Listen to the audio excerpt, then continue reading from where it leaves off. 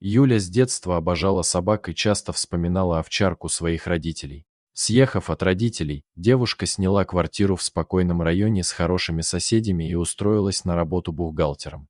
Через некоторое время Юлия решила взять из приюта собаку, о которой она давно мечтала. Обойдя несколько приютов для животных, девушка, наконец, нашла, как ей казалось, идеальный вариант подрастающего щенка, который смотрел на нее умными и немного грустными глазами, будто умоляя забрать его к себе домой. Оставив все сомнения, довольная Юля забрала с собой питомца по кличке Бронкс. Пес быстро освоился в небольшой квартире новой хозяйки и чувствовал себя здесь, как дома. Юля также сильно привязалась к ласковой и игривой собаке. И все же девушка сильно удивилась, когда однажды утром обнаружила Бронкса спящим рядом с ней в кровати. Конечно, Юля согнала питомца со своего спального места, вот только следующие несколько дней повторялось то же самое. Проснувшись утром, девушка обнаружила, что пес спал рядом с ней. Как бы девушка ни старалась объяснить животному, что его место на пушистом коврике у порога, ситуация не менялась. А ударить питомца, чтобы отучить его от столь дурной привычки, у хозяйки не хватало духа. Юля сильно привязалась к своему новому мохнатому другу и в итоге смирилась с его странной, но такой милой привычкой.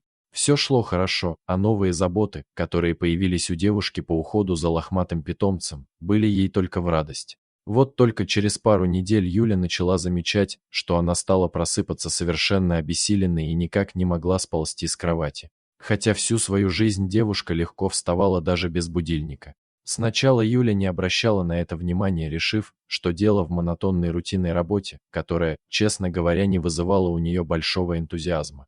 Но с течением времени самочувствие девушки все ухудшалось, а противная слабость стала ее постоянным спутником. Поэтому Юля решила выделить время и сходить к врачу.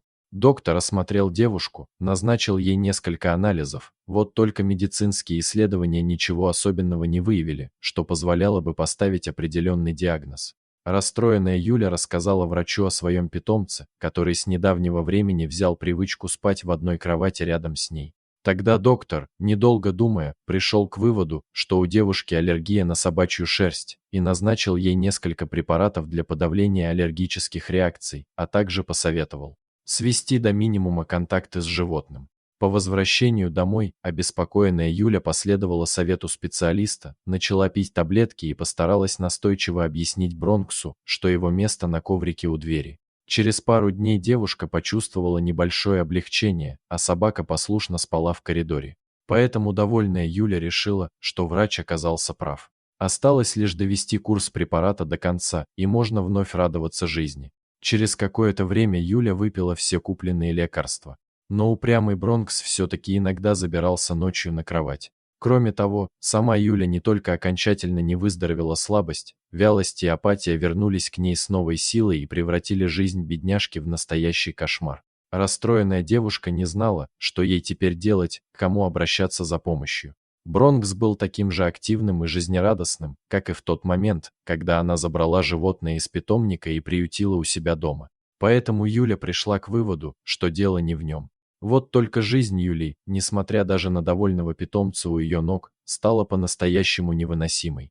Девушке даже пришлось взять на работе отпуск за свой счет, так как мысли постоянно путались в ее голове, и она никак не могла сосредоточиться на своих обязанностях. Когда Юля уже совершенно отчаялась и с ужасом думала, что у нее может быть смертельная болезнь, к ней в гости зашел приятель, который работал ветеринаром. Увидев печальное состояние хозяйки, узнав, что все это началось после приобретения Бронкса, знакомый настойчиво посоветовал Юле привести собаку в его ветеринарную клинику, чтобы подтвердить или опровергнуть возникшие у него подозрения. Ситуация девушки была безвыходной, поэтому ей пришлось последовать совету ветеринара. Однако при внешнем осмотре Бронкса ничего не удалось обнаружить, поэтому у пса взяли несколько редких и довольно дорогих анализов, результатов которых пришлось ждать целую неделю. Эта неделя показалась ослабшей до невозможности Юли настоящим адом, а когда, наконец, раздался звонок от знакомого ветеринара, она сразу же взяла трубку. Мужчина взволнованным голосом сообщил Юле, что она подхватила от Бронкса очень редкую, чрезвычайно опасную болезнь, которую невозможно выявить, не проведя специальных исследований. Страшное заболевание редко передается от собак людям. А в случае с Юлей это случилось из-за постоянного близкого контакта с питомцем. Скорее всего, в тот момент, когда они спали рядом. Ветеринар назначил для Юли и ее питомца срочный курс очень мощных антибиотиков, добавив при этом, что если бы девушка протянула еще немного, то все закончилось бы для нее очень печально. При этом у самого Бронкса болезнь никак не проявлялась, он был лишь ее переносчиком. Юля сразу начала принимать лекарства, так же, как и ее питомец.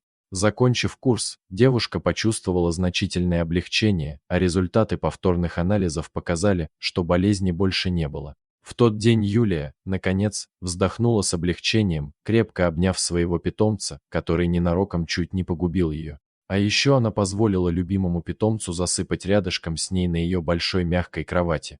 Дорогие друзья, если вам понравилось видео, поставьте лайк, а также подписывайтесь на канал, где найдете еще много интересного.